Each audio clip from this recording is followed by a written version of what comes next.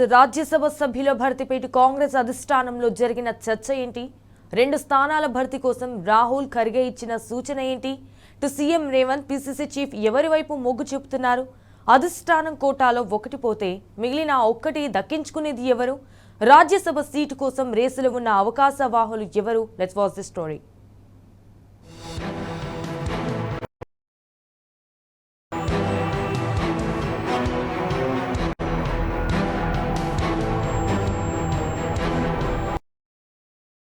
కానున్న రాజ్యసభ స్థానాల భర్తీకి షెడ్యూల్ విడుదలైంది.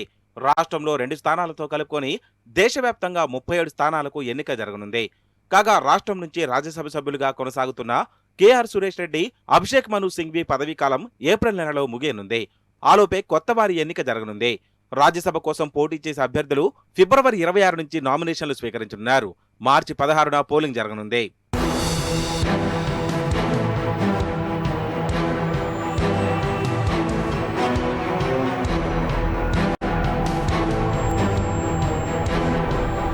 తెలంగాణలో ఎన్నిక కానున్న 2 రాజ్యసభ సభ్యులను ఎమ్మెల్యేలు ఎన్నుకోనున్నారు.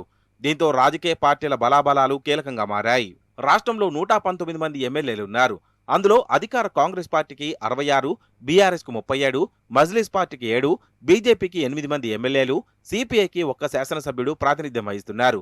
అయితే ఒక్క రాజ్యసభ సీటు గెలవాలంటే 40 మంది ఎమ్మెల్యేల మద్దతు అవసరం.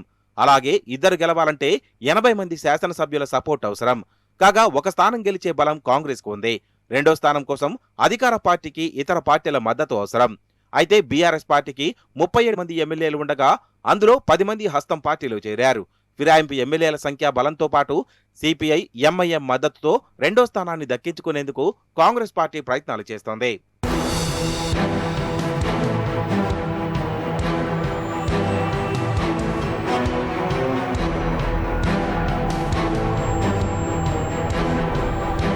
రాజ్యసభ పదవి కోసం కాంగ్రెస్ పార్టీలో ఆశావాహుల సంఖ్య ఎక్కువగానే ఉంది. ఇటీవల ఢిల్లీ వెళ్లిన తెలంగాణ కాంగ్రెస్ నేతలు ఏఐసీసీ పెద్దలతో ఇదే అంశంపై చర్చించినట్టు సమాచారం. రాజకీయ సమీకరణాలు, సామాజిక అంశాలు దృష్టిలో పెట్టుకుని అభ్యర్థులను ఎంపిక చేయాలని రాహుల్ ఖర్గే తెలంగాణ కాంగ్రెస్ నేతలకు సూచించినట్లు సమాచారం. హస్తం పార్టీ నుంచి ప్రస్తుతం పదవీకాలం ముగియనున్న అభిషేక్ సింఘ్వికి మరోసారి సీట్ రెన్యువల్ చేసే ఆలోచనలో అధిష్టానం ఉన్నట్లు సమాచారం. జాతీయ స్థాయిలో పార్టీ, ప్రభుత్వ అవసరాల దృష్ట్యా రాజ్యసభ అభ్యర్థిగా అభిషేక్ సింఘ్వి పేరును మరోసారి ప్రతిపాదించే అవకాశం ఉంది. మరోవైపు ఉపరాష్ట్రపతి అభ్యర్థిగా ఇండియా కూటమి తరపున పోటీ చేసిన తెలంగాణకు చెందిన జస్టిస్ సుదర్శన్ రెడ్డి పేరు కూడా బలంగా వినిపిస్తోంది. ఉపరాష్ట్రపతి అభ్యర్థిగా ప్రకటించినప్పుడే కాంగ్రెస్ అధిష్టానం సుదర్శన్ రెడ్డికి రాజ్యసభ హామీ ఇచ్చినట్లుగా ప్రచారం జరుగుతోంది.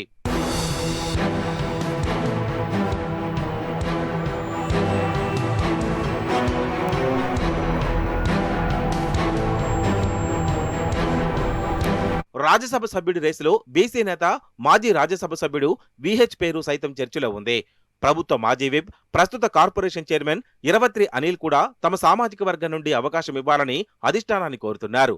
ఇక సీఎం రేవంత్ రెడ్డికి అత్యంత సన్నిహితుడు, సీఎం సలహాదారు వేం నరేందర్ రెడ్డి పేరు కూడా పార్టీ నేతల్లో బలంగా వినిపిస్తోంది. గతంలో నరేందర్ రెడ్డి ఎమ్మెల్సీగా ప్రయత్నం చేసినా సామాజిక సమీకరణాల వల్ల రాలేదు. దీంతో రాజ్యసభకు వేంను పంపిస్తారని జోరుగా చర్చ జరుగుతోంది. మాజీ మంత్రి జీవన్ రెడ్డి పేరు సైతం పరిశీలిస్తున్నట్లు సమాచారం. ఆయనకు రాజ్యసభ అవకాశమిస్తే జగిత్యాలలో నిరంతరం జరుగుతున్న సమస్యలకు ఫుల్ స్టాప్ పెట్టొచ్చని హస్తం నేతలు ఆలోచిస్తున్నారు. ప్రభుత్వ సలహాదారు వేణుగోపాలరావు సైతం రేసులో ఉన్నారు. సీఎం రేవంత్ రెడ్డికి అత్యంత సన్నిహితుడైన హర్కారకు ఢిల్లీలో అత్యంత సన్నిహిత సంబంధాలున్నాయి.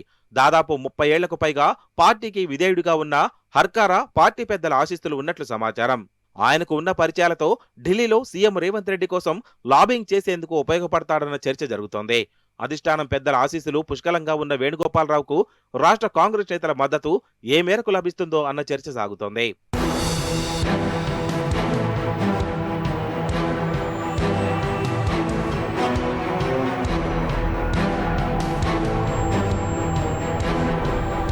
మంత్రి అజారుద్దీన్ ఎమ్మెల్సీ అంశం కాంగ్రెస్ పార్టీకి తలనొప్పిగా మారింది.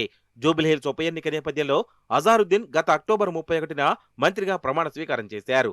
దీంతో 6 నెలలలోపు అంటే ఏప్రిల్ 31 లోపు అజార్ ఏదో ఒక సభలో సభ్యుడే ఉండి తీరాలి. లేదంటే మినిస్టర్ పదవికి రాజీనామా చేయాల్సి వస్తుంది. మరోవైపు గవర్నర్ కోటాలో ఎమ్మెల్సీగా అజారుద్దీన్ పేరును మంత్రిమండలి ప్రతిపాదించినప్పటికీ గవర్నర్ గ్రీన్ సిగ్నల్ ఇవ్వడం లేదు. దీంతో ప్రస్తుతం ఉన్న ఎమ్మెల్సీలలో ఒకరిని రాజీనామా చేయించి రాజ్యసభకు పంపించి ఆ స్థానాన్ని అజారుద్దీన్తో భర్తీ చేయిస్తే ఎలా ఉంటుందని హస్తం నేతలు ఆలోచిస్తున్నారు.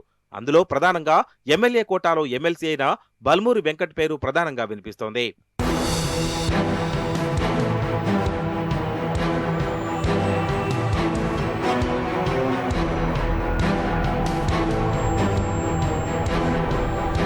భర్తీ చేయాల్సిన 2 రాజ్యసభ స్థానాలలో ఒకటి అధిష్టానం కోటాలో పోగా మిగిలిన ఒక్క స్థానానికి రాష్ట్ర కాంగ్రెస్ పెద్దలు ఎవరిని ఫైనల్ చేస్తారనే చర్చ జరుగుతోంది. ఆ ఒక్క సీటు కోసం డజన్ మందికి పైగా ఆశావాహులు పోటీ పడుతున్నారు. మరి ఆ స్థానాన్ని దక్కించుకునే అదృష్టవంతుడెవరో చూడాలి.